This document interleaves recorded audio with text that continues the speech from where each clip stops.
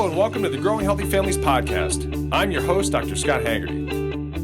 On this show, I interview the world's top health experts so that you can know with certainty what it takes to give your family a life of epic health and wellness. As parents, we don't want to see our kids struggle. I knew that he had the potential, and I knew that something needed to be done. It was hard. We would get frustrated. We didn't know how to deal with it. I was more emotional about it. Sure that, we're here. Amen to that, brother. Amen to that. Moms and dads, it's Dr. Scott back with the next episode of the Growing Healthy Families podcast. And so, moms and dads, this will be a relatively short episode, but what I wanted to focus on with this one is I wanted to focus on how to prep our kids' immune systems for the upcoming holiday season.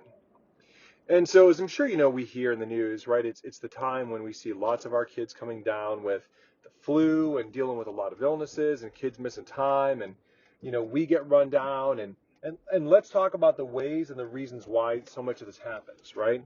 It's not because there's an increase in the amount of flu viruses that are outside, floating around in the air or on the surfaces.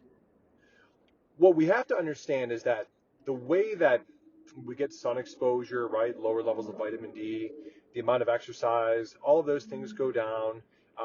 We tend to see that we get less exercise. We are eating more sugar, more foods that are what we consider to be inflammatory. And if you've never heard the term inflammatory before, that's a really important concept, because inflammatory foods, what that literally means is that they create inflammation, like when you get punched or hit and you get a bruise. While inside your cells, their walls, your arteries, the tissues, they can actually become inflamed from contact with foods that we come in contact with as they digest.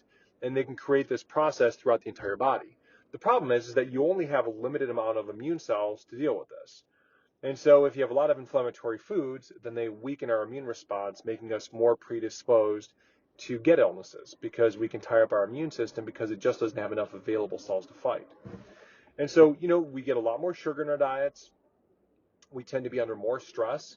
And if you're not aware of the stress effect, this is an important concept, because whenever we are under stress, right, and the holidays are supposed to be awesome, but they can be stressful for all of us. Changes in routines, travel, running around, running errands and shopping and all those things. And so all these things, they accumulate and they drive down ours and our kids' immune systems. And so how do you fend this off? Well, I'm going to give you several steps today that you can use to change this equation so that instead of your entire family being wiped out by one illness after another, I'm going to give you several different steps here in order. Number one, if you are not a patient of a chiropractor, go. The very first place that you need to start is you need to get into a chiropractor's office and get adjusted. And I'll tell you why. And there's a number of different things that go with this. So I'm not going to talk too deeply about this, because I can do a whole webinar on this. So your nervous system controls your immune system.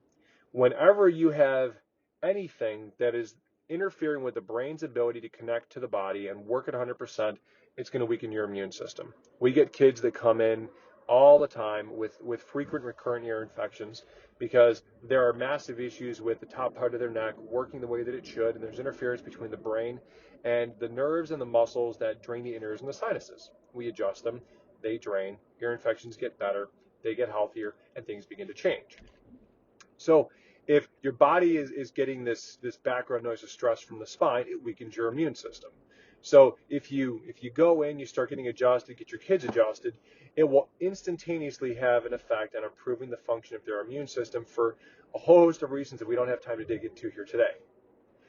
Number two, limit sugar intake. And I know that is a loaded statement in the holidays. Doesn't mean avoid it, doesn't mean don't have it. What it means is don't allow your kids to pig out on massive amounts of sugar. 1 piece of candy, 2 pieces of candy at max. Don't allow them to have it every single day.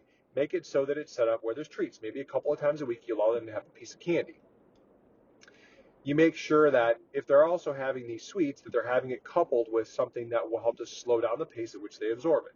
So don't allow them to have candy on an empty stomach. If they're going to have it, make sure they've had something like a vegetable nearby within 30 or so minutes of when they've had it, or some nuts or some berries, something that can slow down the pace at which they absorb it. Because when you eat foods that are sugary, if you don't have anything else in your stomach at that point in time, then you'll get this great big spike within a very short period of time after eating that food, right? We all know it. It's the sugar rush.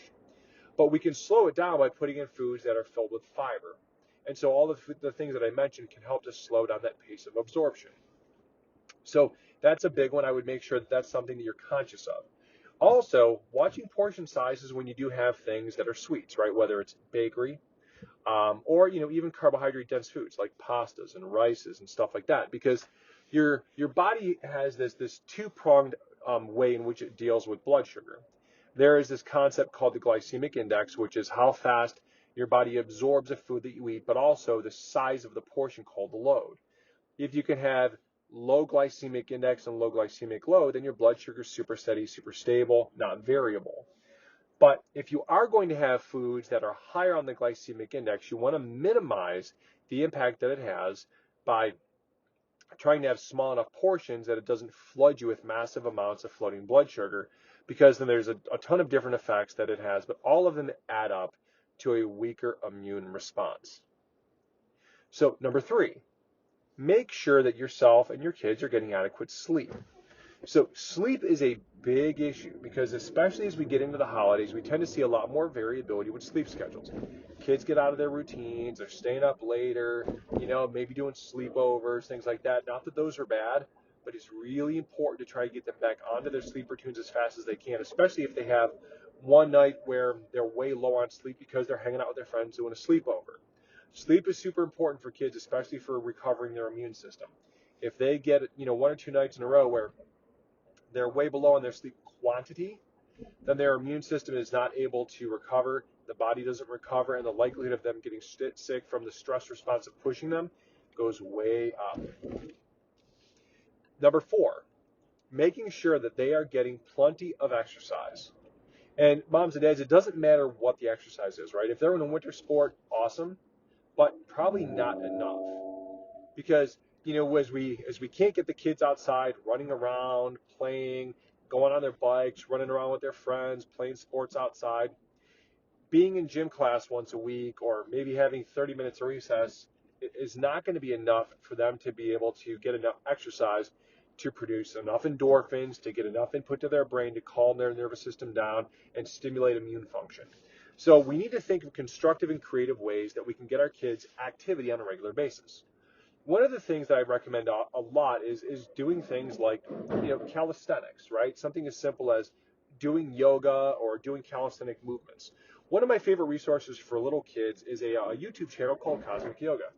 And moms and dads, if you've never seen it before, it's great.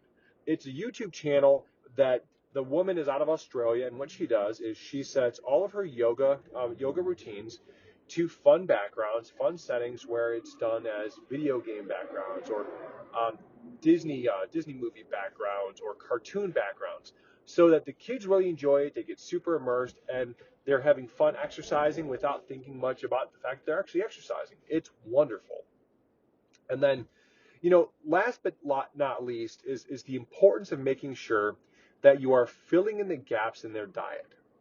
So, we understand generally that it's important to eat fruits and vegetables and to eat lean meats and to get plenty of healthy fats. But you have to realize that the vast majority of us, and listen, myself totally included, it is almost impossible for any one person to eat a completely balanced diet on a day-to-day basis.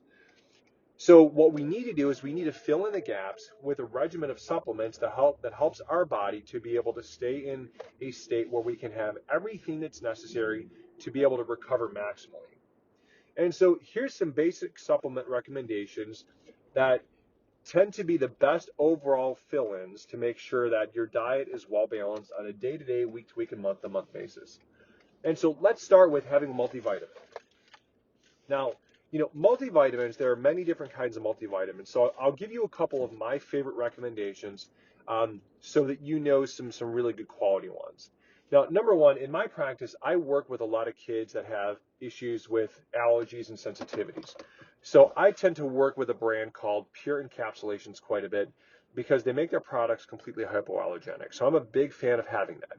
If you have a child with any kind of sensitivities, you honestly probably should be working with Pure Encapsulations as your primary brand, because they do have the standards put in place where they screen out and prevent any cross-contamination of allergens. So big deal. Um, if you do not have sensitivity issues, then another really good brand that tends to have really good quality whole food vitamins is Garden of Life. And so, whole food vitamins tend to be the best because when we talk about vitamins, we look at this concept of bioavailability. All vitamins are not the same. When you go to Target or you go to a grocery store and you buy your vitamins, in the vast majority of cases, the ones they have on their shelves have nutrients, vitamins, and minerals that are in very poorly absorbable forms, which means you don't get a lot of bang for your buck from them.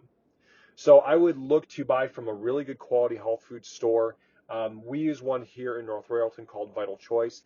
You can actually go to their website, vchoice.com, and they have all supplements, all nutritionals that are the highest levels of bioavailability. Love their products. Great store, great people. So we talked about a multivitamin. We also need to talk about magnesium. Magnesium has a number of different jobs in our bodies. It helps with regulating immune function, it helps with calming down our bowel, dealing with constipation, boosts the immune system, calms down our nerves. If you have headaches, it improves headache function. Tons of different things that it helps with.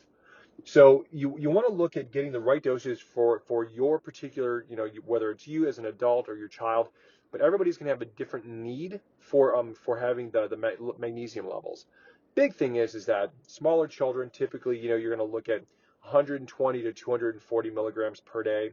As you get into the teenage to adult ranges, you're going to move up to anywhere from 480 to 600. With a top end, like if you get headaches and you're constipated, then you want to be around 800 to 1,000 milligrams per day as an adult. So really important there. Now, vitamin D levels are also critical too. And so especially in areas where I live, like Ohio, vitamin D levels tend to be a big issue because there's not enough sun. So all of our vitamin D levels go down to relatively critical levels if we don't supplement with it. And so here's a couple of key points to this. If you are darker skinned, African American, Native American, Indian, Hispanic, you need to take vitamin D supplementation no matter what. Minimum levels that we should be taking in these areas where there's less sun, as an adult, minimum 5,000, high end of 10,000. So for children, for little kids, right? So for infants, 500 IUs per day, every single day, to try and keep their vitamin D levels as high as necessary, so that they can have maximum bone development and immune function. I did say immune. It is critical to immune function that we have adequate vitamin D levels. So when they get to around the toddler ages, right? So 2 years old, they need to be bumped up to 1,000. And so between there and around age 8 to 10, depending on their body size, you want to keep them at 2,000 IUs at minimum per day. When they get into the tween and teen years, you'll bump them to 5,000, and the teen years, you'll go up to between 5 and 10,000 based upon skin tone and the sunlight where you're at.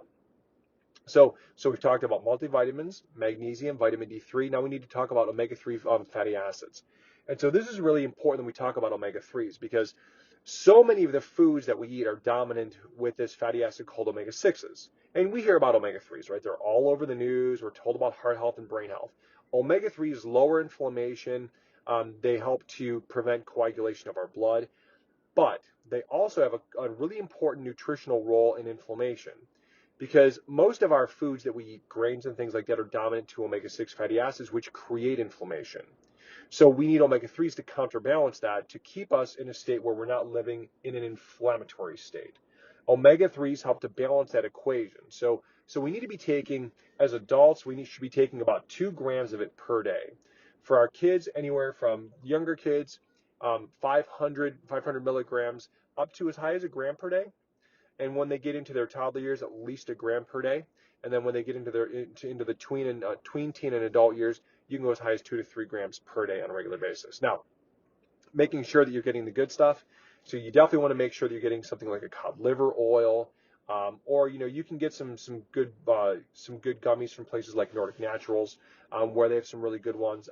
Metagenics has some really good ones, as well as Pure Encapsulations and Garden of Life. So, and then we also need to talk about probiotics. And probiotics are super critical to this equation, because we all know about gut health being important, but a lot of people don't understand why. So I'm going to use an analogy which I think will help to go and put a lot of sense to why this is so critical.